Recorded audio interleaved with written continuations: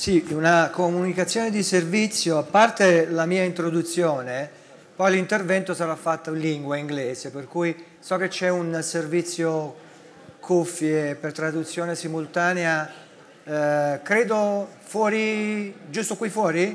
Ok, ecco, magari qualche minuto ancora per coloro che hanno necessità e vogliono usufruire di questa opportunità. Grazie.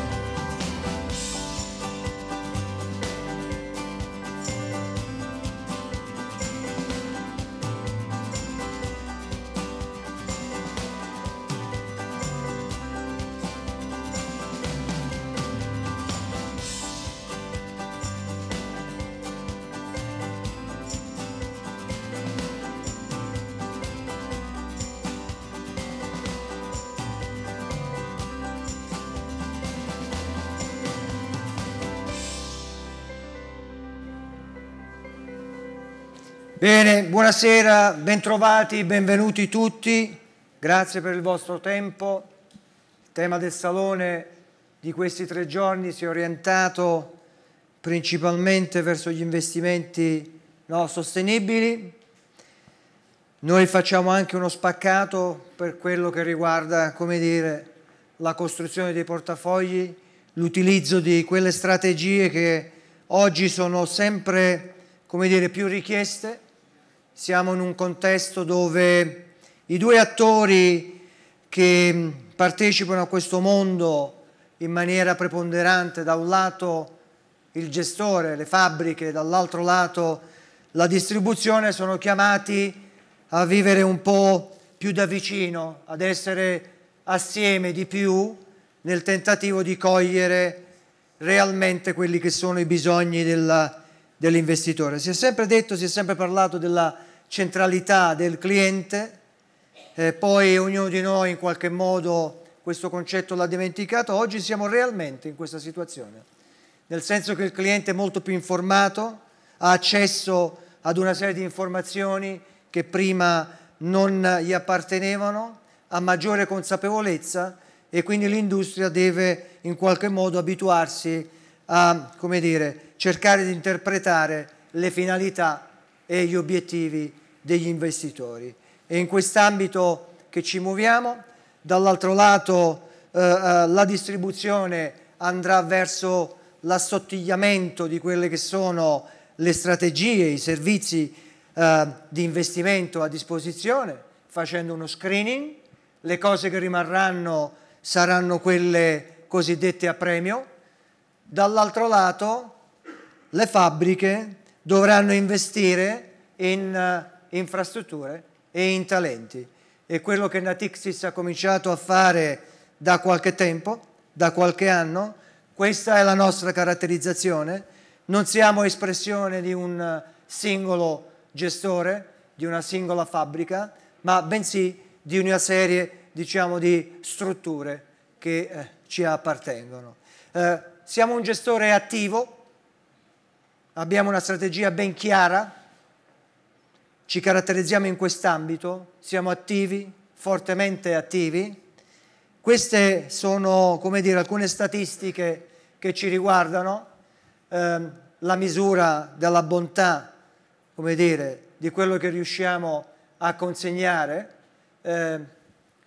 su 3 anni, su 5 anni, su 10 anni, la componente compresa come risultati tra il primo e il secondo quartile rappresenta una componente sostanziale per quello che, come dire, ci appartiene.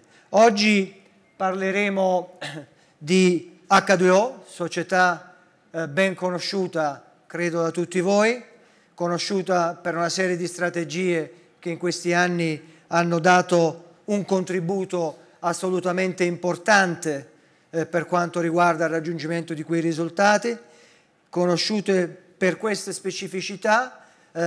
Oggi vi parleremo anche di quello che può, da parte di H2O, rappresentare un'offerta, un'opportunità, oltre le caratteristiche che fino a qui avete seguito.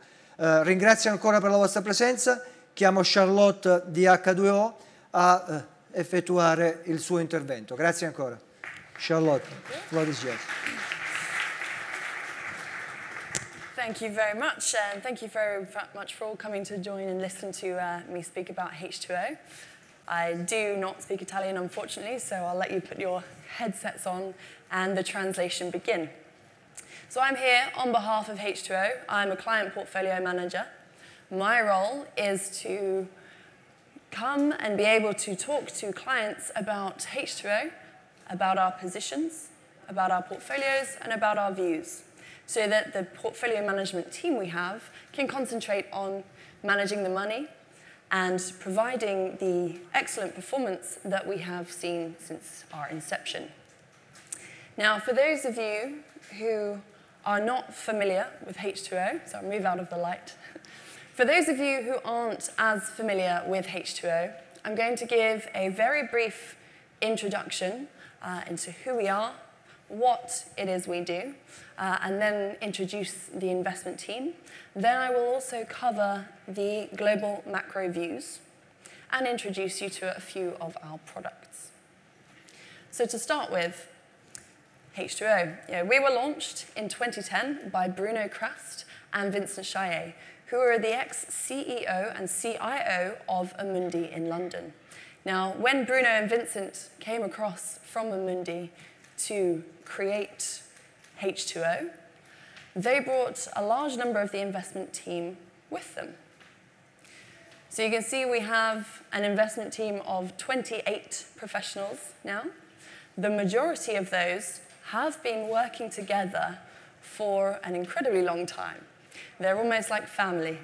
Majority of them have been working together for over 15 years. And the strategy that we manage at H2O is the same strategy that was managed at the same investment process that was managed during Bruno and Vincent's time at Amundi. So it's a really tried and tested operation that we are running at H2O. We have grown very significantly since our inception in 2010. 2018 in particular was a very strong year for us. The last 18 months of growth have been incredible, not only in terms of the size of our team, we're now at 71 members of H2O, but in terms of our AUM. Our AUM has grown significantly over the past 18 months. In 2018, in particular, we saw 9 billion of net inflows into H2O's product range. Most of those were into the core product range, our absolute return offering, which many investors will be familiar with, and mostly centered towards the lower volatility products. So if you're familiar with H2O, you may recognize the name H2O Adagio, Moderato, Allegro. Those really saw the bulk of our investments. And so we've seen significant growth since then. But what is it, what is it we do at H2O? We do offer something that is slightly different. We have the investment team here that I'll come on to shortly. But what we are known for is our global macro approach to markets. But not only do we look at markets from a global macro perspective, we really add value in the relative value space. Majority of our positions, majority of the performance of H2O comes from our relative value views.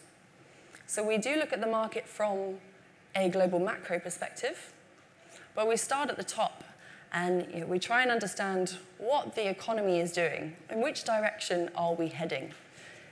And then we drill down deeper, and this is where the relative value comes in. Because we're not interested in the US and what it's doing on its own. What we're interested in, and the dynamic that we're trying to capture, is how the US is moving relatively to Europe.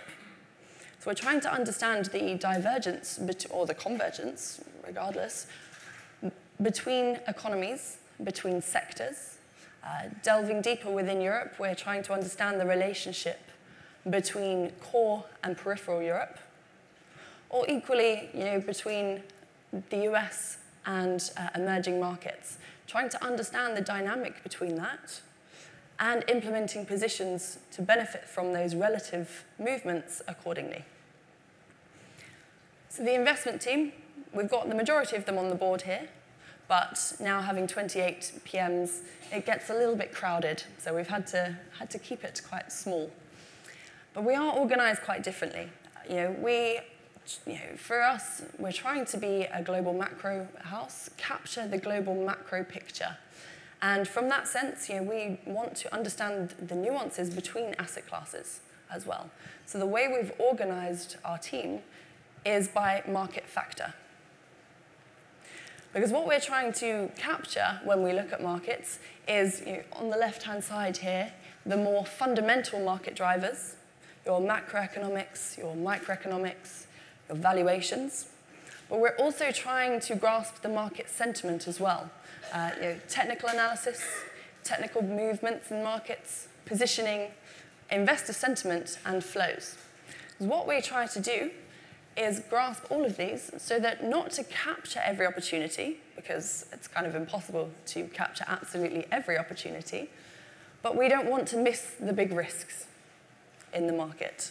And that's why we have organized ourselves looking at market factor rather than by asset class. So it is a team-based approach at H2O.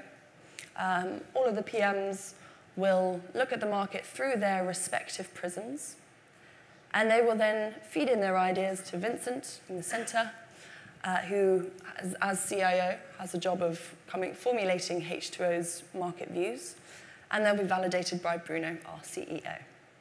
So I think that's enough about process for now. We're all more interested in talking about the macro picture, and that's what we kind of want to cover here today.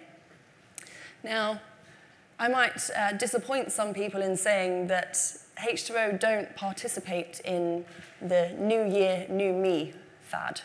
For us, a new calendar year doesn't have to mean a whole new set of views, because ultimately, macroeconomics moves slowly. So for us, 2019 is going to be very much a continuation of what we saw in 2018. Now, macroeconomics does form the backbone and the basis of H2O's market views and of our positioning. But we have to be careful when looking at the time horizons, because high-frequency macro data can look very volatile. Now, we have quarterly data here, which is a little bit smoother, but if you're trying to look at macro data on a month-to-month basis, monthly movements can be very misleading. If you're looking at high-frequency analysis, it's going to distort your market view and ultimately lead to you not capturing the trend. Indeed, it's telling as well about macro data. You can see the dark blue line, the solid line, is showing US GDP growth as at the end of March in 2016, when the data was first printed. Now, 3 years later, January 2019, you can see that the majority of these data points have been revised. So for us, we try not to look at the macro data on a month-to-month basis, because that can distort your market view. Ultimately, what we want to understand is the macro trend. And you can see here that since 2010, roughly, since the end of 2010, we've had a strong divergence between the G3 economies, Europe, US, Japan, and China. There has been a divergence between G3 and China happening since the end of 2010, and it's a dynamic that we expect to continue. This macro framework forms the backbone of H2O's views. So our chief economist, his role on a day-to-day basis is to look at the macro, look at the framework, look at the market, and tell us, are we still in this dynamic? And for us, the answer is absolutely yes. And so what else we try to understand here is how markets, if macro isn't changing, yet we're seeing a lot of volatility, we want to understand why that is. And macro hasn't changed, but investors' behavior has. Since the 2008 financial crisis, we've had less intermediation from banks. We've had a change in the market structure. We've had less systemic risks, which is obviously good for everybody. But there have been more frequent volatility shocks in markets. And investors have really shortened their investment horizon and are much more susceptible to these volatility shocks. Indeed, investors now look at the most common metric is a 1-year rolling daily volatility. Now that is incredibly short term. It only captures the last sort of year and a bit and is very susceptible to market noise. But it means that investors are now basing their allocations on these short-term volatility metrics and not on actual market data. Indeed, because they are more sensitive to volatility, it means that when there is volatility spikes in markets, investors are forced to adjust their allocation accordingly.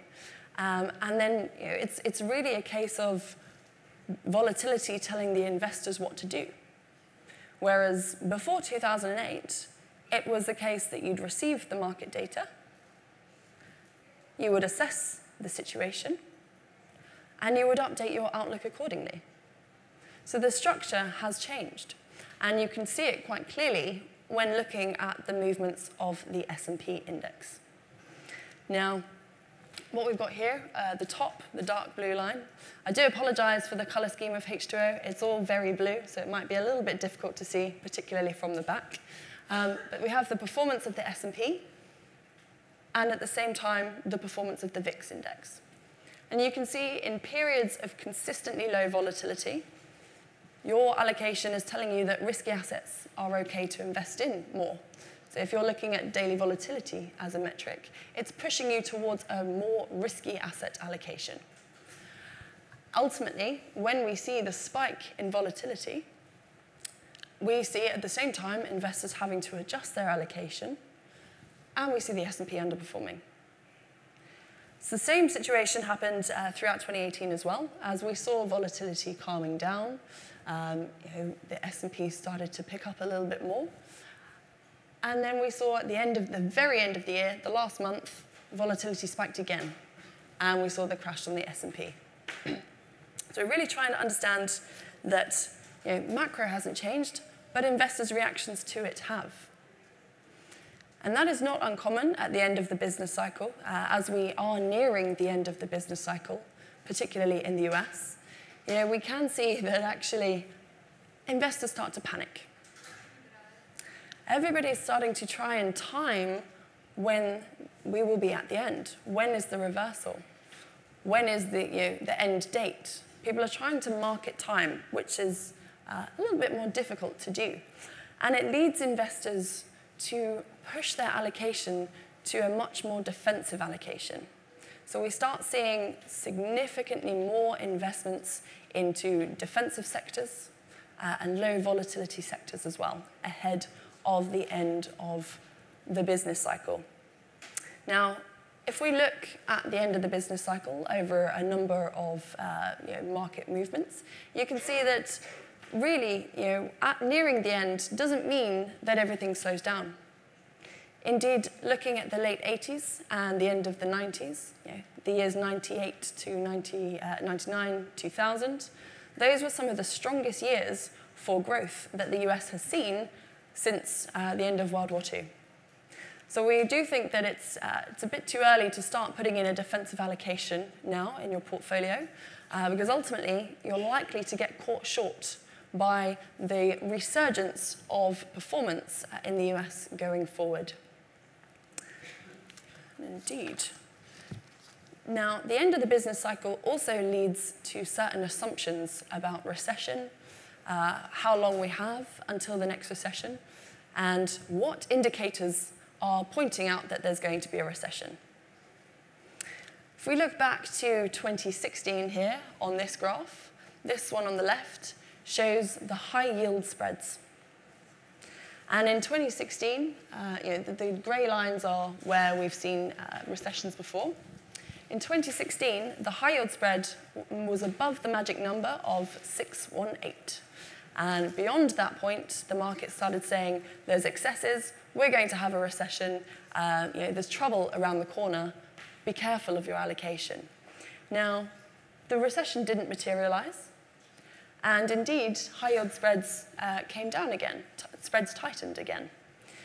But this time around, as I'm sure you will have read in the news, everybody's talking about the inversion of the US yield curve. Now, it's the inversion of the very, very short end, the 3-month paper, and the 10-year Treasury has inverted. But again, this is something that we are kind of wary of, because at the moment, it's only just inverted. You've got a 20 basis point level of inversion, which can be a leading indicator, yes, but it can lead from anywhere from 2 years to 5 years. So even for the most long-term investor, that is quite a distance to manage your portfolio expecting a recession. And indeed, if we look at 2016 on the inversion of the curve, there's no sign of a recession there at all. So for us, take indicators for face value. Take them for what they are.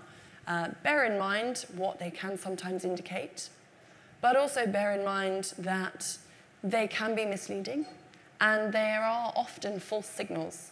2016, there wasn't a recession. 2016, now high yield spreads aren't showing any kind of indicators. So we have to be quite careful going forward.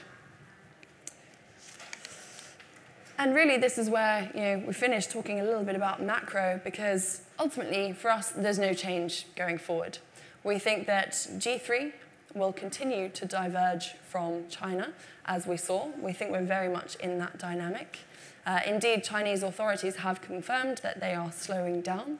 We're kind of targeting a 6% growth in China going forward. The global manufacturing sector is also reinforcing that dynamic.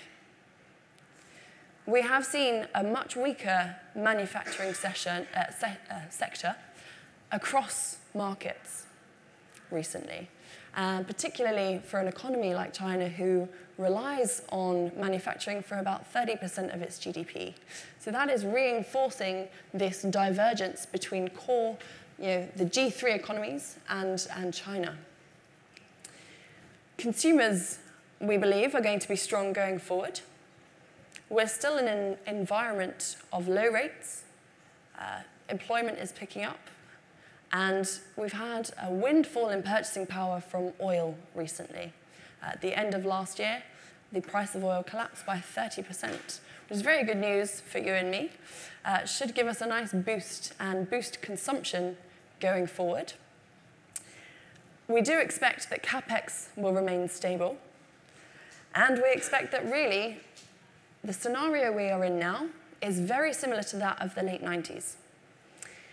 Towards the end of the 90s, when you had the Asian crisis, we saw continued outperformance of G3 economies, continued slowdown in emerging markets.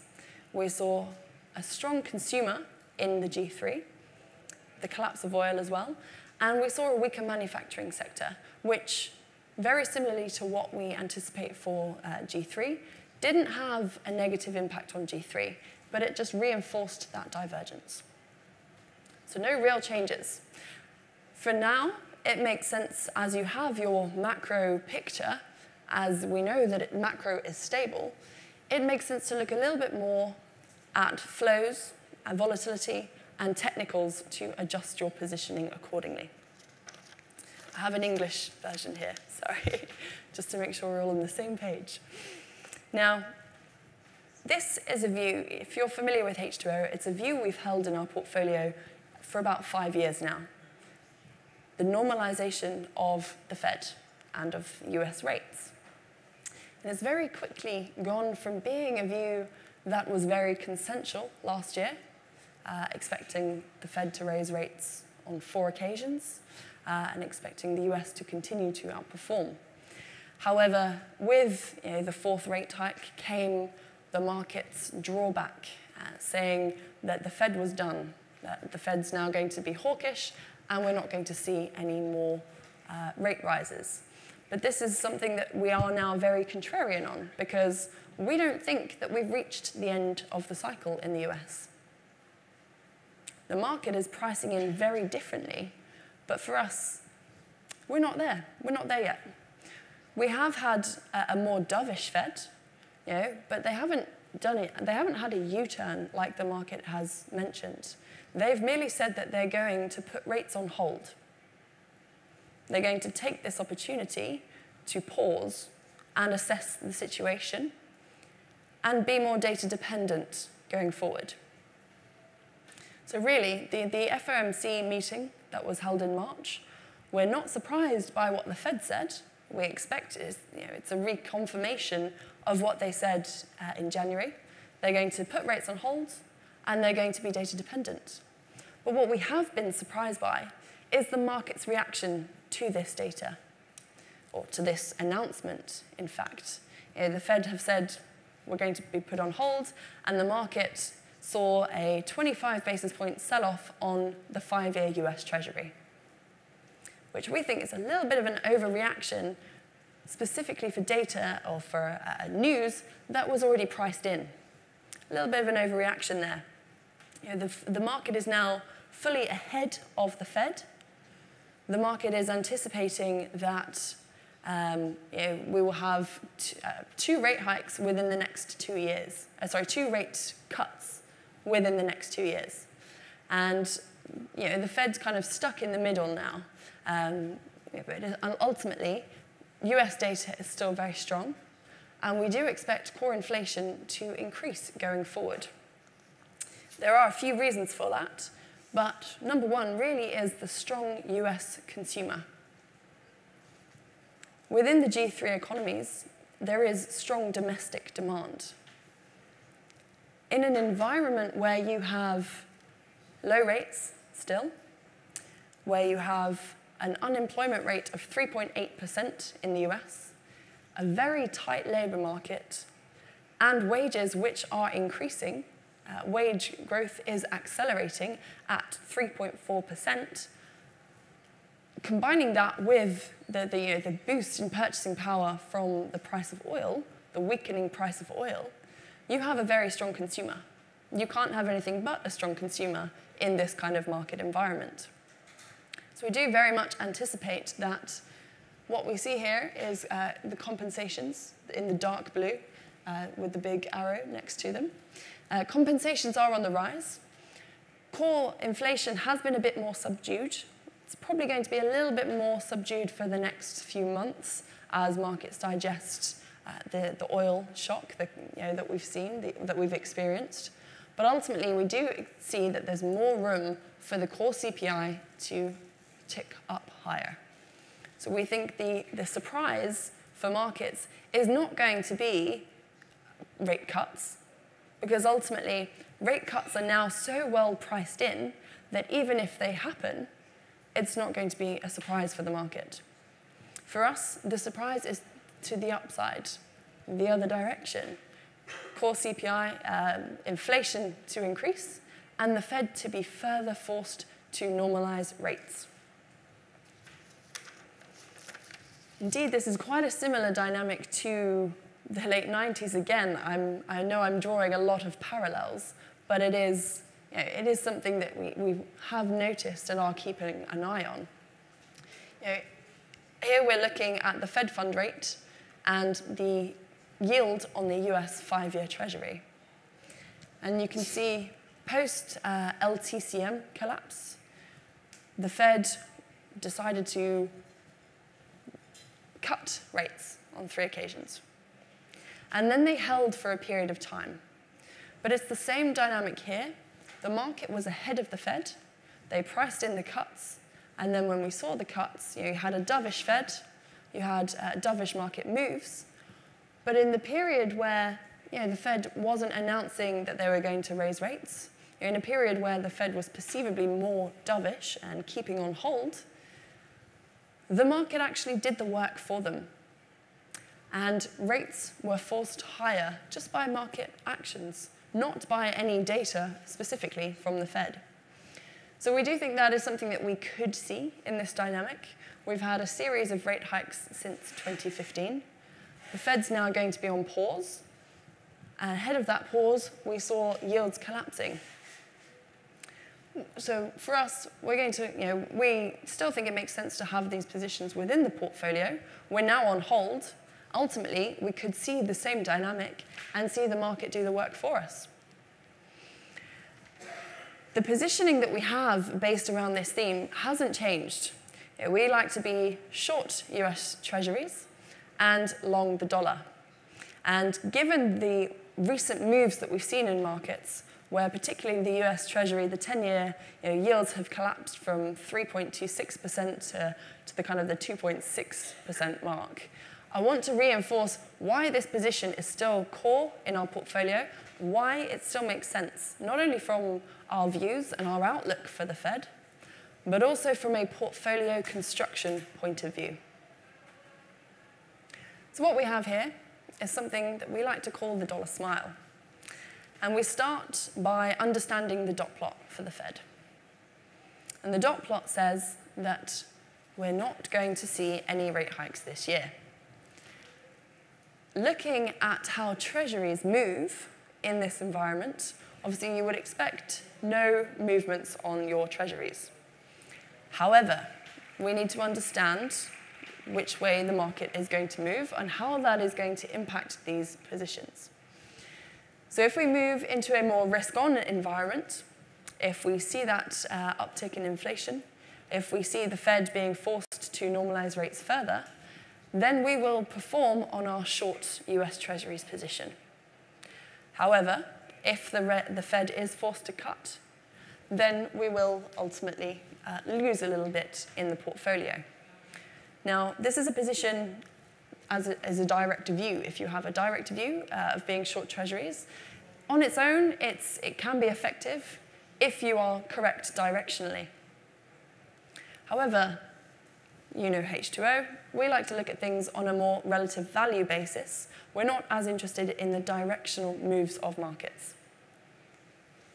If you combine this with the long dollar position, it creates a nice dollar smile and protects you in both market environments, protects the tail ends of the portfolio. Because ultimately, in an environment where, like we saw in 2017, for example, when you're in globalization, global growth is steady, the dollar tends to be weak because you tend to sell out of your dollar and move into riskier assets. Whereas if we move into a more risk-on environment, again, from further Fed rate hikes, we should see a stronger dollar. But equally, on the other side of the coin, if we start to move into a more risk-off environment, you see a lot of repatriation out of risky assets, repatriation from emerging markets, you get a strong dollar as well. So that's why I wanted to highlight this for you today, that despite the moves that we've seen, despite market positioning, despite the outlook, we still think it's very beneficial to have the long dollar and the short US Treasury position in our portfolio. Because it gives you quite a nice performance trajectory through a variety of market scenarios. And that is what we want. We would like to be more multi-scenario in our approach. Now, China, this is everybody's favorite topic at the moment. This is one that we certainly are more consensual on with the rest of the market. We foresee that the Chinese economy will continue to slow down. That's exactly what the authorities in China have said. They've confirmed that they're targeting a 6% growth as opposed to a 6.5% growth. We think there are a number of factors to be wary of China, both cyclically and structurally. Cyclically, you've got a weak housing market at the moment. You've got excess supply. You also have the manufacturing sector to bear in mind as well. China relies on the manufacturing sector for 30% of its GDP. So if we see a slowdown in manufacturing, that's obviously going to have a bigger impact on China than it would on the US or Europe, for example. You also have a high level of private debt in the Chinese economy, way above that of emerging markets, way above that of other developed markets too. Now, this was okay in 2008, where you had a strong current account balance. But since then, as we've seen China slow down and move towards a middle-income economy, the current account balance has deteriorated. So it's not as sustainable. But the real risk for us with China, the real risk that we have noticed, is the relationship between the monetary aggregate and the FX reserves. Because China is an economy who has a peg, and you need to maintain significant FX reserves to be able to maintain a peg. You can see, since 2014, 2015, the FX reserves in China have been depleted, whilst the monetary aggregate, the level of cash in an economy, has continued to grow. Now, in other economies who maintain pegs, or who previously maintained pegs, when this dynamic occurred over a number of years, as it has done for China, we saw these economies being forced to depeg. And that caused movements in FX, movements in those countries' FX in excess of 70%. South Korea is a prime example. We saw this dynamic happening over the Asian crisis, and ultimately they were forced to depeg and the currency collapsed. I will say it is a tail risk. It is not one that we foresee happening anytime soon. Ultimately, the Chinese economy, the Chinese monetary authority will provide some stimulus to protect from this. But it is something that we think is worth keeping an eye on, and it is why we don't like to participate in investing in Chinese assets or EM assets really at the moment. Because the slowdown in China, it's not anything new. Everybody knows the situation. It's not going to surprise markets if China keeps slowing down. The surprise that we think will occur is the contagion. We're not entirely sure that markets have really picked up on how interconnected the region is and how a continued slowdown in China will have an impact on those economies who are closely related to China, particularly through trade. So we have Singapore, Vietnam, Taiwan, Korea, who are all very highly reliant on China for exports. Singapore relies on China for about 16% of its exports. So it's not so much China that we're taking a view on here, but it's the economies who are closely related to a continued slowdown in China. And to benefit our portfolios from this dynamic, we're short a basket of emerging market currencies.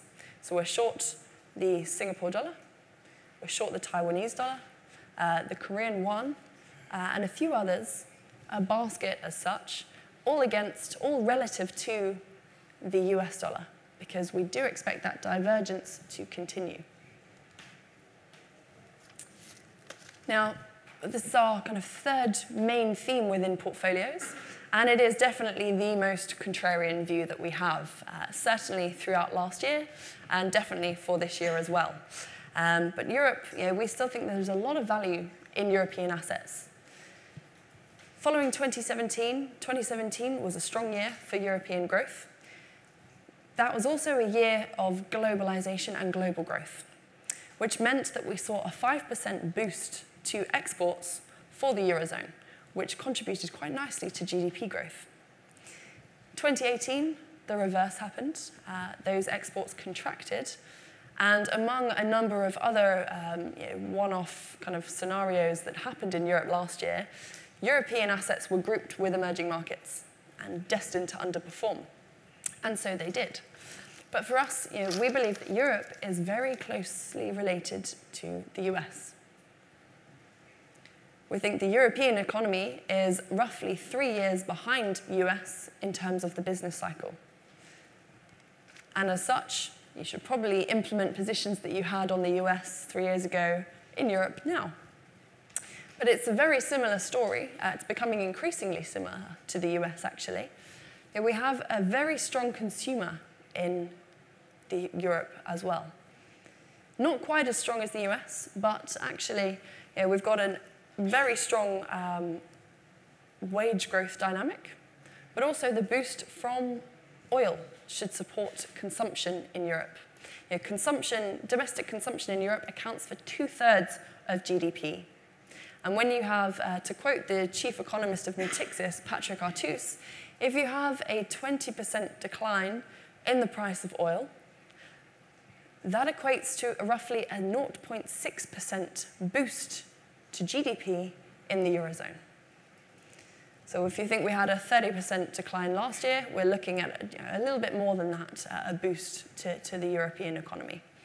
Now that should cause headline and core inflation to converge and should be very supportive of retail sales going forward. And I touched on the unemployment dynamic here as well. We have a very low unemployment rate for Europe. We've passed the magic number. The magic number for the European economy is 8%. Below that, you start to see the effects of a tighter labour market trickle through. There is a time lag, but that is kind of the magic level that we've seen. We're now at 7.8% unemployment. Wage growth is starting to pick up. We are at 2.4% wage inflation in the Eurozone economy, which should then further trickle through and be very supportive of consumption again. So we like Europe going forward. There are a few positions that we have to benefit from this dynamic. We're trying to benefit from the convergence in core and peripheral Europe here. So we're long European peripheral bonds relative to core peripheral bonds, playing the catch-up that we do anticipate. So here we have the, H2O's main positioning within our portfolios. I've listed them by theme, so you can see we've discussed the US theme, our continued normalization of the Fed, the long dollar, the short duration. We also have the Chinese theme, being short a basket of emerging market economies, and then our themes related to Europe. Many people, this is an extract of H2O's product range here. Many of you will be very familiar with the names along the top. They're our absolute return product range. But in 2016, we launched a suite of other products that leverage off slightly different levers than the core product range to give us this core satellite structure. So they're all managed by the same team, the same views, but they pull on slightly different levers. And these are the ones I wanted to introduce you today. I want to very briefly introduce you to 3 strategies in particular. Now, the first is Euro aggregate, which is the most similar to our core product range. Indeed, it benefits from H2O's core views, but I'll talk a little bit about that in just a sec. It is a long-short fixed income strategy. The second product is H2O Barry Active Value. So this falls under our ICAF product range, and it is an options strategy designed to benefit from volatility shocks. And then third and finally, skipping forward, Atlantera. Now, we took participation into a number of affiliates, much like the Natixis model, and one of those is Arctic Blue. And they've been running a strategy called Atlantera, which is a long-short systematic equity strategy. And I'll talk about that a little bit extra. So these are the 3 products that we wanted to introduce you to today, aside from our core product range. Now, Euro aggregate benefits from H2O's core views on fixed income and FX. It is one of our strategies that is more contained. So H2O is very well known for having 20% of our products. This particular product is a 5% of our fund. So you get access to all of H2O's views, themes, ideas, investment team, but in a more contained volatility approach. The strategy is now at about 500 million, so there's a lot more capacity available in a strategy like H2O Euro aggregate than in our core product range currently. And it is fixed income. It's got a duration of 0 to 6 years. The second strategy is H2O Barry Active Value. And this is an options strategy, a strategic, opportunistic options strategy, looking to benefit from moves in volatility. Now, I mentioned the S&P and the relationship between volatility there. Well, that is what Barry Active Value is trying to capture. Because ultimately, volatility mean reverts a lot faster than price. For example, take banks. If the banks are underperforming, you need investors to come back and to start buying banks again before you see outperformance. Whereas on volatility, you get a volatility shock, you don't have to do anything, and it will mean revert. So we're really trying to capture mean reversion of volatility with Barry Active Value. And then finally, Atlantera. So it was launched, the strategy itself, it's a long, short, systematic equity strategy. The original product was launched in 2008, and it's designed to be more efficient than a protective put strategy. Now, when JJ was back, JJ is the portfolio manager for this particular strategy, he was tasked to come up with something that is more efficient than an option strategy without using options. So it is pure systematic equity strategy, and it's designed to protect you from downside equity risk, but without having to pay the premium of an option. And what we've extracted here, the dark blue line, from the CBOE S&P 500 5% put option index, is the effect of a put option rolled every month and how much that would cost in a portfolio. Now, for any investor, up until the end of February, that would have cost about 1.2%. whereas Atlantera would have been flat year to date, but it wouldn't have been as expensive as holding an option strategy. So the model itself has two families of models. We take participation into the trend and use that to finance our ability to be contrarian. So you've got the trend model and the reversal model, and they work together to protect you from systematic changes in the equity structure. So it's not designed to capture absolutely every shock, but it's there to protect when you get a protracted kind of medium-term shock in equity markets. So I think that's where I'll leave you. If you have any questions, please do feel free to speak up now or after, whatever you prefer. Thank you very much for your time. Molto interessante. Abbiamo la possibilità di ricevere qualche domanda, se qualcuno di voi ne volesse approfittare. Just for questions, and you need to wear this because you will getting maybe the translation in English, or I don't know if there is any question in English too. Tutto chiaro? Chiarissimo. Va bene, allora vi lasciamo. Grazie ancora.